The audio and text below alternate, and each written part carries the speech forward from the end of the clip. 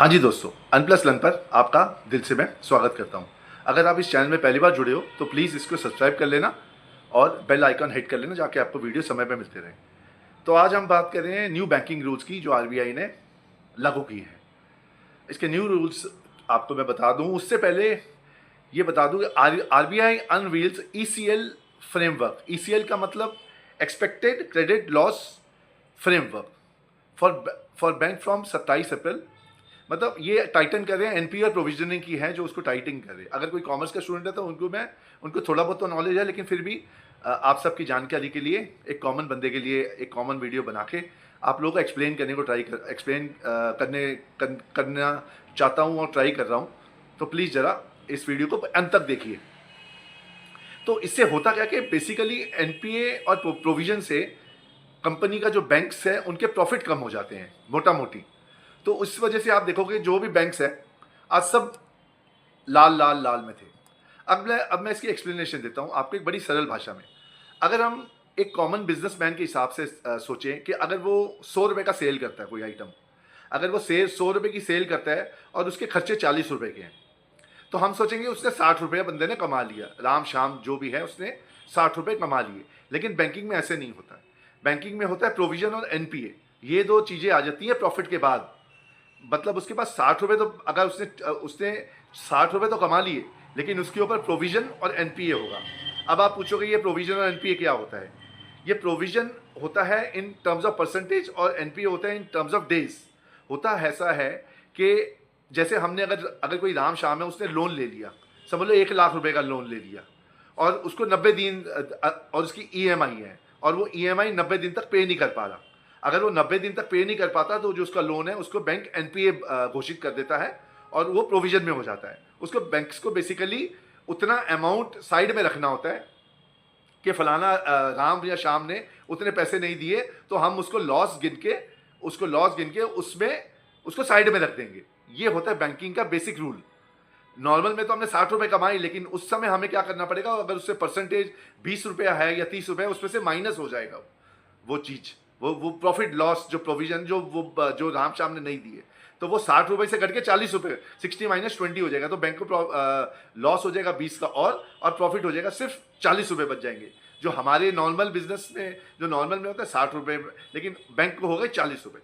अब हुआ क्या है कि इसमें पहले क्या होता था कि अगर किसी बंदे ने राम शाम ने लोन ले लिया और वो 1 साल 2 साल 3 साल 5 साल तक भी लोन नहीं चुका पा रहा तो कोई दिक्कत नहीं होती थी, कोई कहता नहीं था। और अगर 5 साल बाद पता चलता था कि वो एनपीए घोषित हो गया है, एनपीए उसको घोषित कर दिया बैंक ने और बैंक को लॉस हो गया। लेकिन अब ऐसा नहीं है। अब ये क्या रूल बदलने से क्या हुआ है कि वो पहले से ही बैंक को समझ आ जाती है, क्योंकि नॉर्मल बंदे को समझ आ ही जाती है अगर कोई किसी को लोन देता है तो फलाना पैसा आना है या नहीं आना। तो अब बैंकों को भी यही करना होगा कि बैंकों को जब पता चल जाए कि लोन नहीं आना, वहां से हमारा पैसा नहीं आएगा, तो उनको पहले ही प्रोविजन करना पड़ेगा, ये नहीं कि रुक जाओ। और इसकी इफेक्टिव डेट है, the new rules will come into force starting April 15, 2027। ठीक है, अभी से ही शुरू हो जाएंगे, लेकिन कोई हपड़ वो नहीं है कि एक दिन में हो जाएगा। एंड बैंक्स हैव अंटिल 31 मार्च 2031 तक, इनको 4 साल में रूल्स अप्लाई करें। मतलब 4 साल है अभी, 4 साल में धीमे धीमे आराम से कर सकते हैं। अब हम देख रहे हैं कि मार्च 31 तक फुल कंप्लायंस होना पड़ेगा। Shift to forward looking instead of waiting for the loan to get default. इसका मतलब ही यही है जो मैंने आपको पहले बताया है कि बैंक्स को ये नहीं होना कि भाई रुक जाओ, जब 5 साल बाद जब लोन नहीं आएगा तब हम सोचेंगे वो एनपीए के।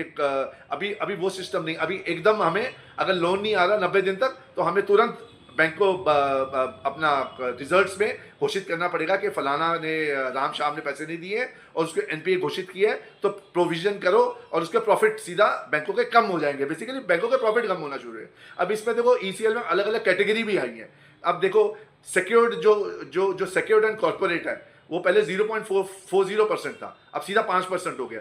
अनसिक्योर्ड रिटेल मतलब एक कॉमन बंदा, एक कॉमन मैन जो लेमैन होता है, वो तो जब हम लोन लेते हैं 1 लाख 2 लाख, और बैंक आजकल दे रहे हैं, जब दे रहे हैं तो ऐसे बिना किसी कागज पत्तर के दे रहे हैं। कभी आपको लोन दे दिया, 2 लाख रुपए का लोन दे दिया और आपको कोई पेपर देने की जरूरत नहीं है और आप ये लोन ले जाओ। वो पहले 1% होता था, अब 5% हो गया। सबसे बड़ा खतरा इसी को था बैंक को, कि लोग आजकल लोन धड़ाधड़ ले रहे हैं और बैंक के हाथ में कुछ दे नहीं रहे हैं, कि कुछ मतलब छोटे मोटे पेपर पकड़ा के अपना पैसा लेके हो जाते हैं और फरार हो जाते हैं। तो बैंक को ये पता चल गया है कि आजकल वैसे भी टाइट सिचुएशन होगी, मनी मार्केट टाइट हो गया है, तो बैंकों ने फटाफट अपना जुगाड़ बना लिया कि हमें ज्यादा इसमें दिक्कत ना हो। और ये फटाफट अनसिक्योर्ड लोन में देखो 1% से 5% हो गया, सिक्योर्ड में कॉर्पोरेट को देखो 0.4 से 5% हो गया, कितना हाई हो गया।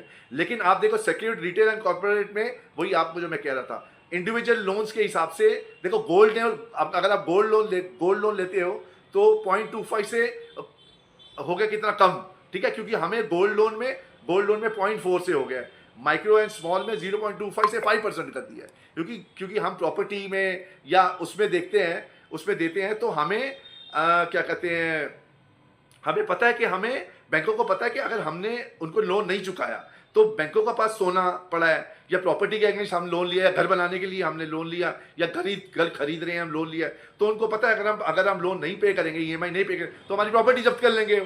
तो उनको तो कोई नुकसान तो होना नहीं। लेकिन रिटेल में सबसे ज़्यादा खतरा है, रिटेल वाले पैसे ले जाते हैं और वापस नहीं देते, और उस बैंकों के पास भी पीछे पीछे भागना पड़ता है, उनको फ़ायदा नहीं हो रहा। लेकिन अगर हम हाउस लोन ले रहे हैं या सोने के अगेंस्ट लोन ले रहे हैं, तो उनको पता है नहीं भी दिया कस्टमर ने, तो हमारे पास क्या कहते हैं, ये सोना पड़ा हुआ है, या उसका घर हम जब्त कर लेंगे, तो उसमें दिक्कत है। अब साइकोलॉजी, अब पहले क्या था कि पहले ये होता था कि प्रोविजन हैपन्स आफ्टर डिफॉल्ट, मतलब जब डिफॉल्ट हो जाता था, जब जहाज डूब जाता था, तब बैंक कहते थे हाँ भाई एनपीए घोषित हो गया है। अब वो नहीं है, अब फॉरवर्ड लुकिंग हो गई है। प्रोविजन बेड जब उनको भनक लग जाती है तभी ये शुरू हो जाते हैं कि भैया ये लोन को एनपीए घोषित कर दो, मोटा मोटी ये कहना चाह रहे हैं। और जो एनपीए जो पहले भी 90 दिन था, जो मैंने पहले कहा 90 दिन बाद होता है वो लोन, और आज भी वो एनपीए वो 90 दिन का है। बेसिकली प्रोविजन में फर्क आया है, ठीक है जी। और अब पहले क्या होता था कि बंदे 4-5 कोई बंदा उसने 4-5 लोन ले लिए, ठीक है, कोई एक हाउसिंग लोन ले लिया, कोई 10 लाख का, कोई 20 लाख का, कोई 2 लाख का। तो होता क्या था कि इंडिविजुअल वाइज अगर उसके 5 लोन है, अगर वो एक लोन देने में नाकामयाब हो रहा है, डिफॉल्ट हो रहा है, एनपी हो रहा है, तो बाकी 4 लोन में कोई दिक्कत नहीं आती थी, वो स्टैंडर्ड चल रहे थे। लेकिन अब ये रूल बदल गया है। अब रूल ये बदल गया, अगर 5 लोन लिए, अगर 5 में से एक में भी आपने कुछ आनाकानी कर दी और लोन पेमेंट टाइम पे नहीं की, तो 5 के 5 आपके लोन एनपीए घोषित कर दिए जाएंगे। तो ये एक बहुत बड़ी, जो 4-4, 5-5 लोन लेते थे और अपना लोन लेके अपने मजे ले रहे थे, मतलब उनको देना तो है नहीं पैसे वापस, तो उनके लिए दिक्कत आ जाएगी कि अगर उनके एनपीए हो गए तो मतलब 5 के 5 एनपीए हो जाएंगे। ये नहीं कि तुमने एक ले लिया, एक नहीं भरा, एक कल भर दूंगा, एक 2 साल बाद भर दूंगा, नहीं, सारे समय पे भरने पड़ेंगे। और अगर एक भी आपने एनपीए कर दिया तो मतलब सारे आपके एनपीए घोषित हो जाएंगे। तो आप मोटा मोटी ये है कि इन्होंने रिटेलर्स, जो कॉमन मैन है, वो कभी लाख रुपए लोन ले रहा है, कभी 2 लाख, कभी 5 लाख, बिना कागज बिना पत्तर, तो वो लोन लेते हैं और वो गायब हो जाते हैं, और वो लोन दे ही नहीं पाते, पैसा ही नहीं वापस कर पाते।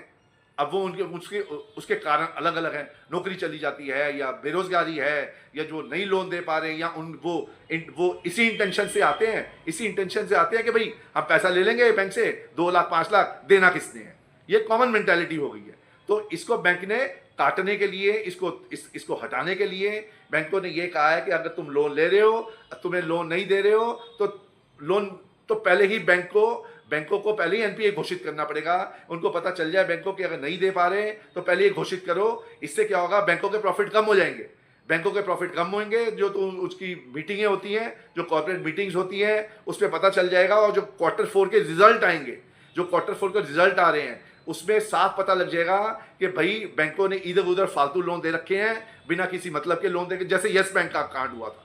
आप देखो ना, येस बैंक का कांड हुआ तो क्या हुआ था, सारा बैंक डूब गया था, पता नहीं चल रहा था। अब बैंक सारे स्ट्रिक्ट कर रहे हैं रूल्स, जाके जो बैंकिंग के जो प्रॉफिटेबिलिटी है, अगर प्रॉफिट कम आ रहा है तो शेयर होल्डर मीटिंग होती है, उसमें जब Q4 के रिजल्ट आते हैं तो उसमें सारा कुछ पता चल जाता है, बैलेंस शीट में आ जाती है कि इतने प्रोविजन किए आपने, इतने एनपीए है, तो इतने परसेंटेज है। तो उससे क्या ना, सरकार को भी पता चल जाता है, क्योंकि ये सारी इंफॉर्मेशन सरकार के पास जाती है, हमारे रिजर्व बैंक ऑफ इंडिया के पास जाती है। रिजर्व बैंक ऑफ इंडिया ही तो है जो मेन बैंकों को पैसा देती है, पैसा लेती है, सारा वही तो कंट्रोल है। तो अब इसके बाद क्या होगा कि नॉर्मल सिटीजन है, वो आरबीआई को कह नहीं सकते कि तुमने रूल नहीं बनाए, तुमने कच्चे रूल बनाए हैं, ये डिफॉल्ट कर रहे हैं, बैंक लूट रहे हैं, बैंक अपना पैसा लेके भाग रहे हैं।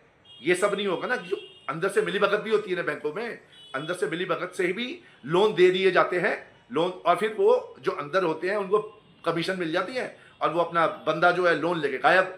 तो यही इसी चक्कर में बैंकों को स्ट्रिक्ट करने के चक्कर में, और ये बैंकों को बताने के लिए कि हम आरबीआई बैठे हैं, तुम्हारी मनमानी नहीं चलनी, तुम अपने हिसाब से लोन नहीं दे सकते, जब तक तुम प्रॉपर्टी के अगेंस्ट लोन दो, तुम सोने के अगेंस्ट लोन दो, या कोई पार्टी है अगर वो नौकरी करता है तो उसकी पे स्लिप के अगेंस्ट लोन दो, और तभी कुछ लोन माना जाता है। नहीं तो लोग आते हैं, लोन लेते हैं, गायब हो जाते हैं, एनपीए हो जाते हैं, बैंकों को फर्क नहीं पड़ता, 5-5 साल अपने बैठे हैं, 5 साल बाद बोलते हैं भाई हमने एनपीए हो गया। तो ये कोई मतलब नहीं हुआ ना।